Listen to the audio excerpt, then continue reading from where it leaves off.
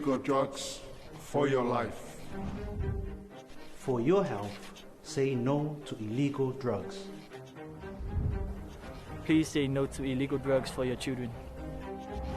Say no to illegal drugs to prevent violence. Say no to illegal drugs for your future. Say no to illegal drugs for a safe Blue Pacific. Be the best you. Say no to illegal drugs. Say no to illegal drugs for your dreams. Samoa, say no to illegal drugs for your family. Samoa le Tunupel, say no to illegal drugs. Say no to illegal drugs for a beautiful Samoa. Samoa, say no to illegal drugs. Ia e fia e whaafelo i atu i le mai moa whaafonga mai le mamalo o le tātou atunuu i le nei fo i tū la. Ia o se whaapoponga fo i le nei o le tātou porkalame o le tali atu le ai po o le tete atu i fuala au whaasaina male matanga luenga o leo leo e pei o na yailo na whaapoponga i le nei fo i vai aso. Talo falava i lo tātou atunuu ma lo le lava papale ma le ngā lulue i le nei fo i aso i ngā luenga matiute ma lava singa ese o whea ngai ai. O lea o ma whaatasi atu ma le sunga i le tamaita i malu o le malo le fionga i awa fusuanga falepule tanuwasa i a wafo i le whaapoponga o le tātou Paul Kalame tali atu le ai i fuala au whaasaina i a po o le say no to illegal drugs. Talofa wafusuanga malo le soifua manuia. Talofa mau i e whaatalofa fo i le whaafonga anga se tātou atunu uolo o maua mai whaasala launga lunga le nei lava la ata i e mai se fo i o lunga o le ala leo le 2AP. Ia, bai la tau fo i o maua mai whaasala launga nei lunga o Facebook. Ia maa lor soifua maa lor on sa inga luenga o nei aso. Maa lo whaatai sa unoa ia. Tanga ia le tātou o po le ale tātou wale ua fau le maa sina le o tātou savalia mati. Po le ale tātou sini au tū o le nei fo i maa sina ia tātou whaalawi loa. Ia o le tātou campaign o le te te atu i whala au whaasaina.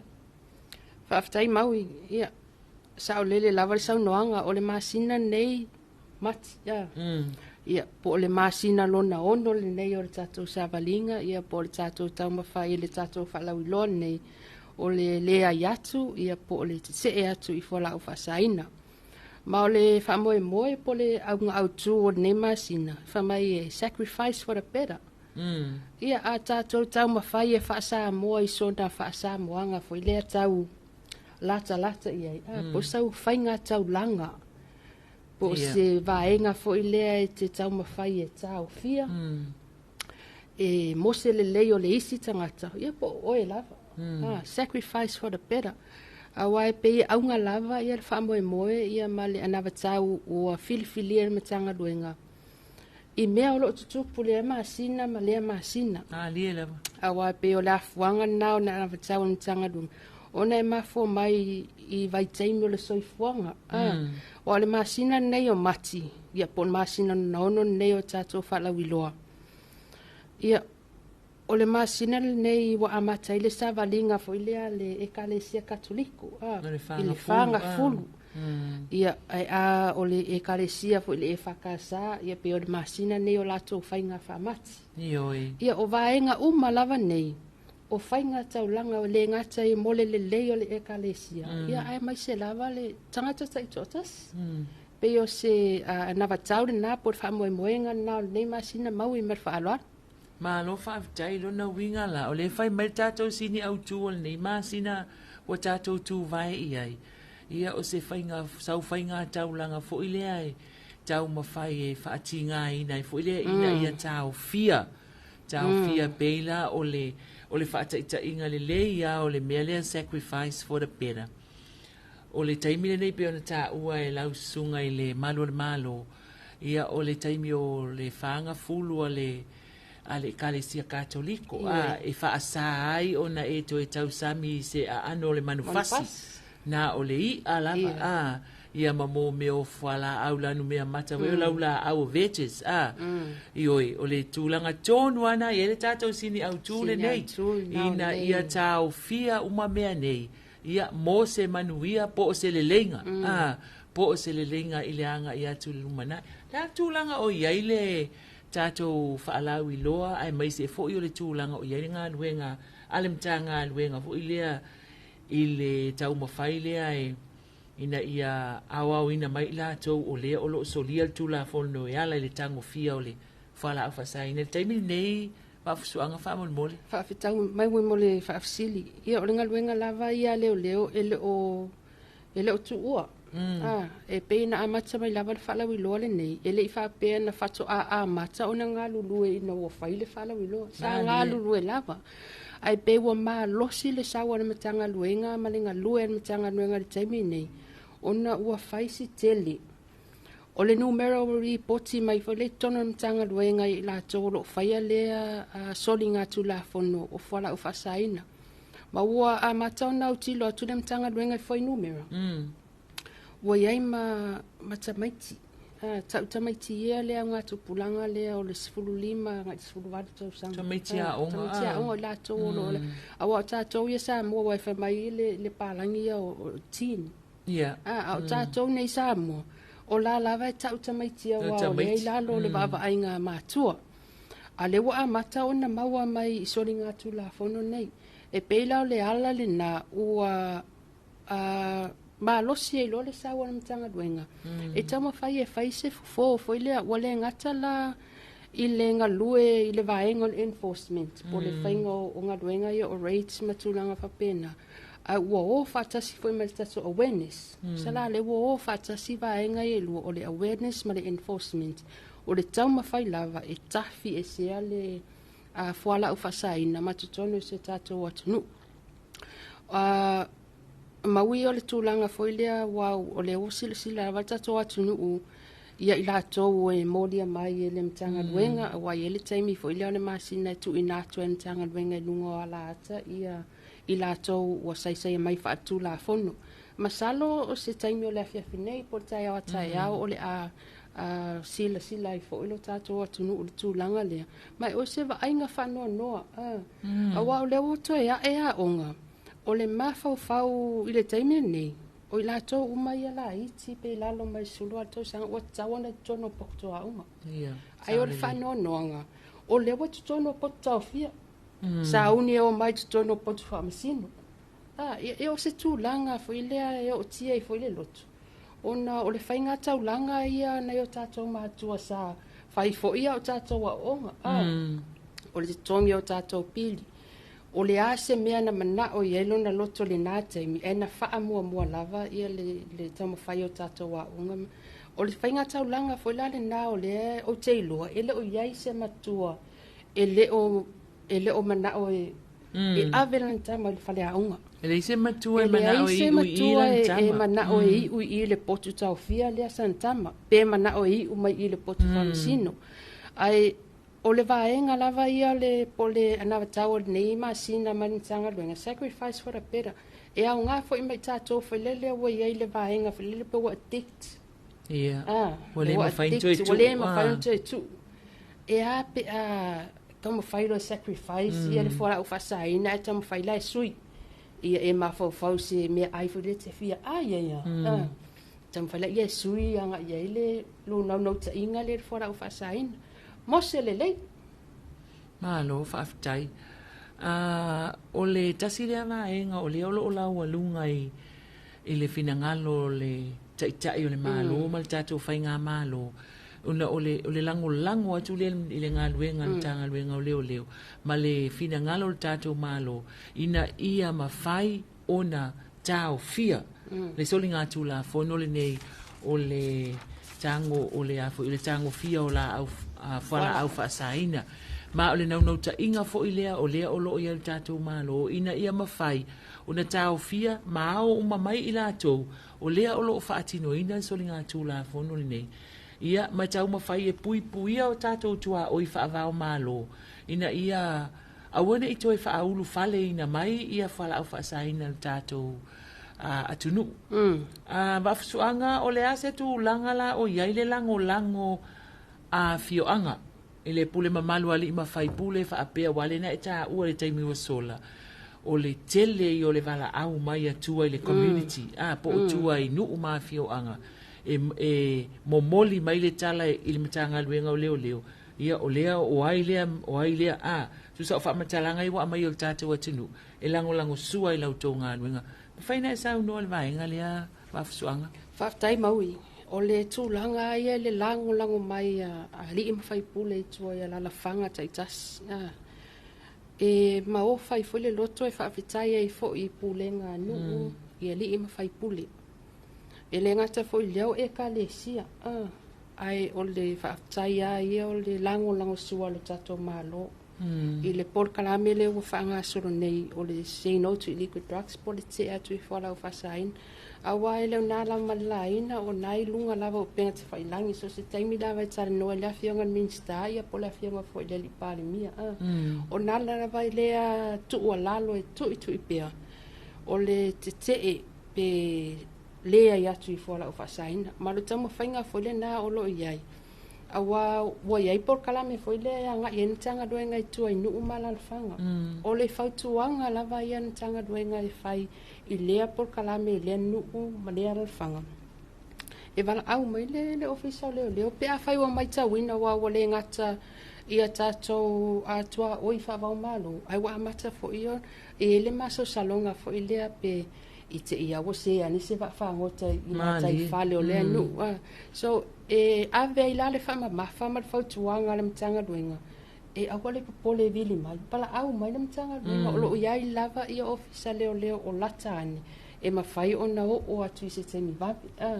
Ai ole lango sua ia nuu mala la whanga mau ia mole toa whaatai mai le afionga minister.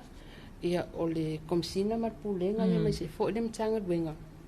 Ila lato Kaluenga so tau au. Ua mawhai e ona tātou maua i lātou o lo o whaia nei son ngā tūlāwhonu. I se taimi wapi. Wale whatua ono māsina o tātou whamoe.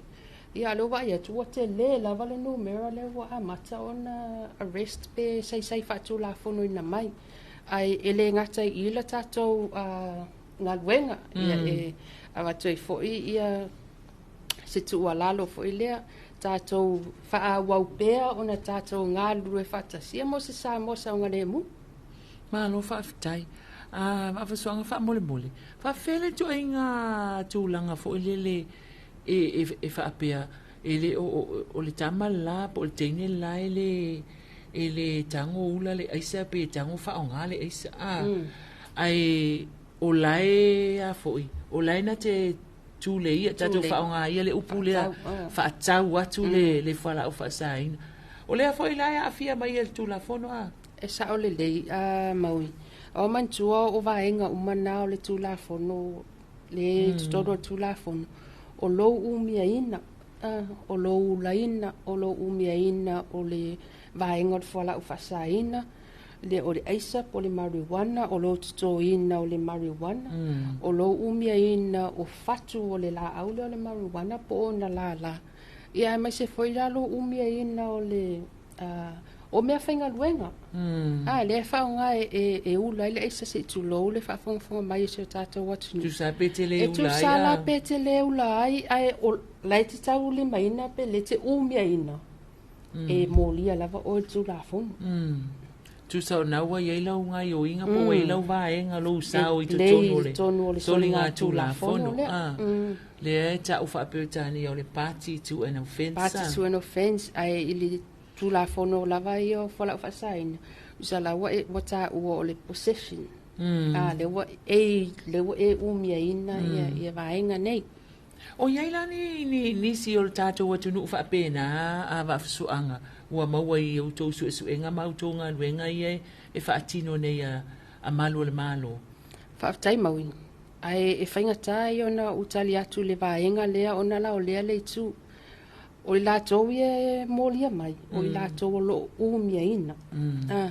E le o mawhai e le matanga luenga ona whai suenga fo I lea pe tui se toto whai se DNA test pe whai se drug test.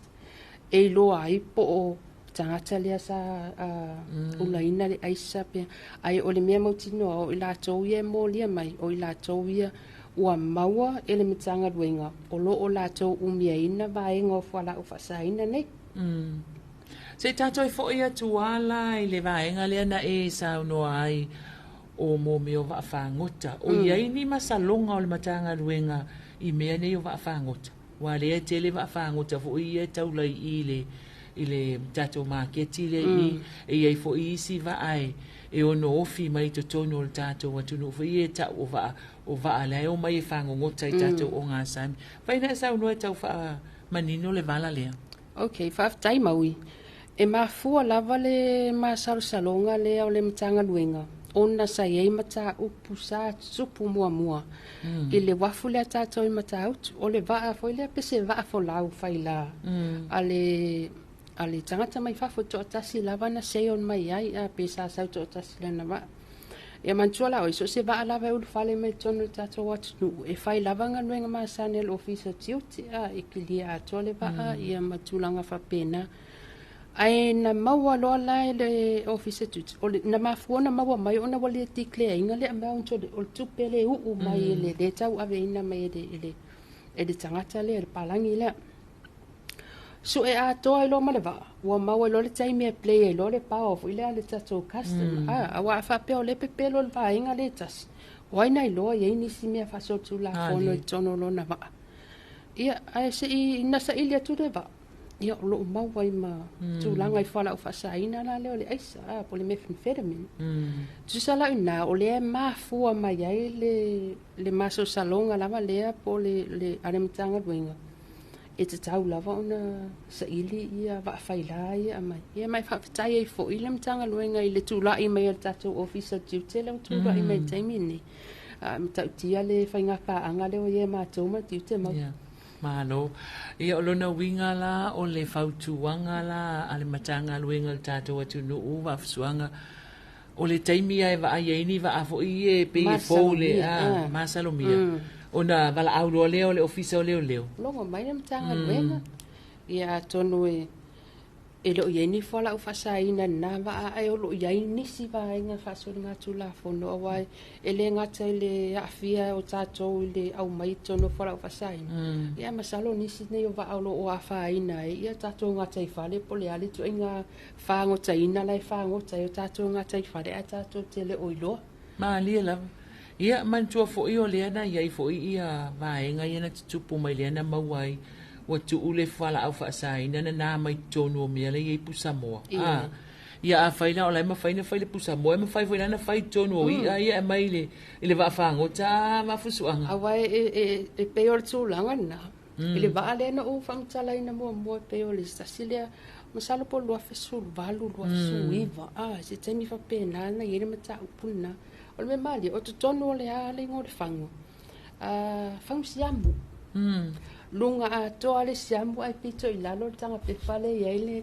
ole tu langa na ile ata mai o tanga so tu la funo e tau ma fai na enga nei tonu se tato ai fa fitai ya ole matala fo yo na yo tatu tanga ta yo tama fa na fo yo se tato wat nu olo nga fa male sa ilio va enga ni tai ole a se tu langa o yela nei taimi iau tau whainga pa anga ma leo e matanga luenga o tiute I le puipuinga leo le tātou tua oi whaavao malo e le ngata o le malaiva a lele o le wafu foi ia e mai seo I le tātou whale meli la se tu langa o yela nei taimi talu mai o na whaia tātou whaalawi loa ia ma maua foi nisi vaenga o leo sila fia le tātou atu nuu ai le ngata foi lea ia o le tūlanga fo leo tātou wha ata ia ua le mawhainto e sao mai whainga ia.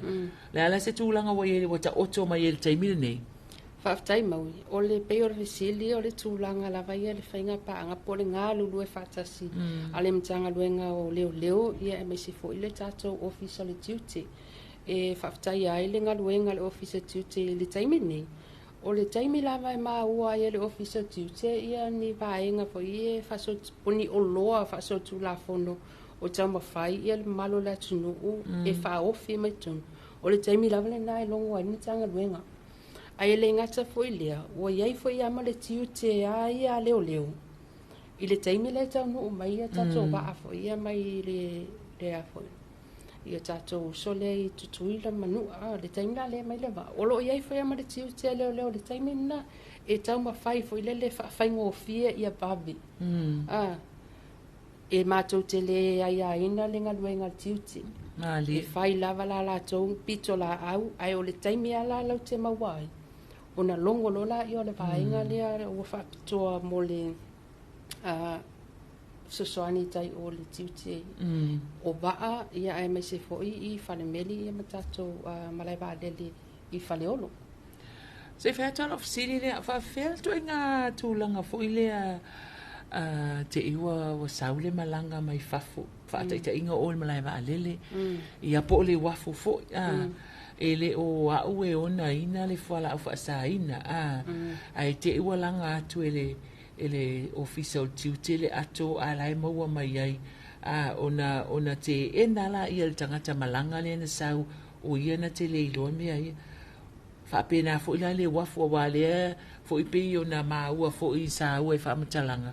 Ia o le uta le na au mai e se le tangata e ona le uta e se tangata e ona whala au whaasaina le na au mai ai John whaina e sau nua whaamanino tūlanga na.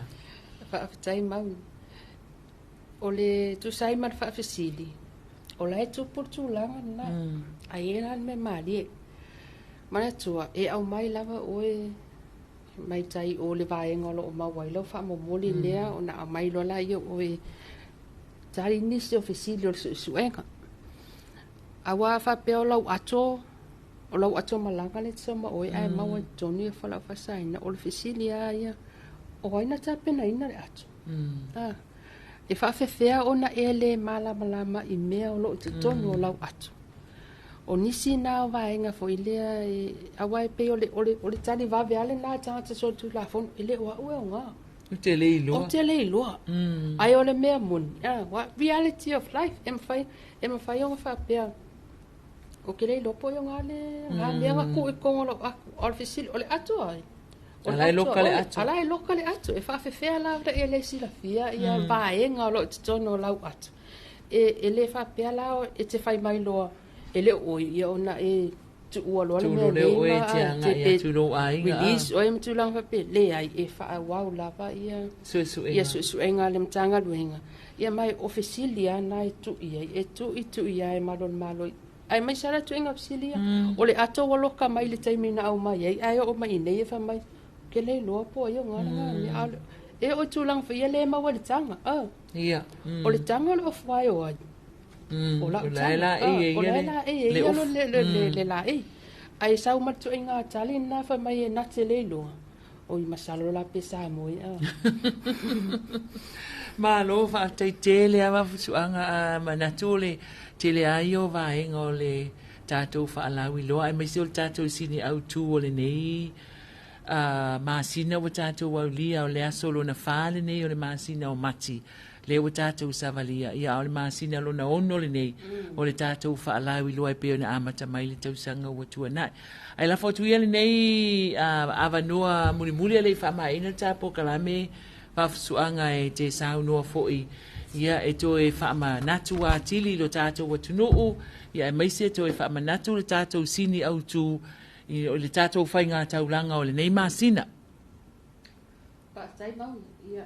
Vai ane fo'i le whaafonga mau si o tātou wa tunuu. E le asante nei. Mau mele mato wala au lia i le pūlenga lea le e whakasa a pia sifu. Na amata mea ai le pūlenga le e whakasa a pia sifu. I le nei masina. I ne matou whalau loa le awe tua nuu ma a fia anga foi e mai se foi e ka le sia le lau amata mea ai le pūlenga le e whakasa a pia sifu. I e pa mole toi foi whaftai le sunga i le tamato ina. Ia e mai se foi o whawhiangainga mo lato whaletua ia e mai se foi le pūlenga ia pia sifu ia i le lo lato sauta ua foi mo tupulanga ia e mai se foi o tangata nuu o se o tatou atu nuu. O wai e tu sa por tangata lotu a e ia le taimi e sasi ai le o wai poto lava le tautai ia e se le atu iama Awa ole whaamoemoe lava yo nei masina maui I malona anawa tau. Ole o sau whainga tau langa mo se lelei mo oe, ia mai se fo i o se lelei mo le isi o uso a tangata. Ole whamanatu la ia matanga luenga, e mawhai ona whaapea. Toi sila ni lava oe ia oe po oa mai lau whainga tau langa. Ile nei masina, awa ele ngata, awa ole tu ole na mea o le whala o whasaina, ele ngata mo le lelei mo oe. Ai sefe mai le tupea si o tau ainga. Ai sefe mai e fo i tau ainga mai ni vevesi, fo i lea pongi son ngā tu la fono. E ano le peti ele ola, ia ma le file mu tau si o tau ainga, ne mga se lea ola la fang. Ai whaftai atu fo i mau ia mai se fo i le pūlenga le tātou ala ata, mo le atu ai whaftai o le tātou mawhtanga whai pia ia so lulu taitasi. Ile nei la vai tū la. Ya, malo whaatai sa unoa I lau sunga I le tamaita I malo le malo. Whaatai fo'i mo le tātou whaalawi loa mai talitonu fo'i. Ia o le tele lava vaenga, ia o la le ua nofo si la fia ia ilo tātou atunu. Ai mana tua o le tātou sini au tu e pei ona whaailo atu e le malo ia o se whainga taulanga mo se le lenga. Ia mo le lei fo'i o isi o uso a tangata. Ia ma toi sila ane iai toi sa al fafao ma toi liu le tō wha ina ia mawhai o na maua se sa moa manuia. Ai o le tātou polkalame le nā o le tali atu le iai ma te tee I fuala au whaasaina pe o na tō sila mai iai ia I le sunga le tamaita I malu o le malo ia wafusuanga whale pule tanuasa ma se whao poponga o le tātou polkalame I le nei vai aso se ia ulia le taimi masani o le vai aso fo tātou toi whelo ai. Ia manu te le ina le nei aso Samoa, manuia, le whaai unga o ngā luenga matiu te o whenga I le nei aso. Whaso I fua ia.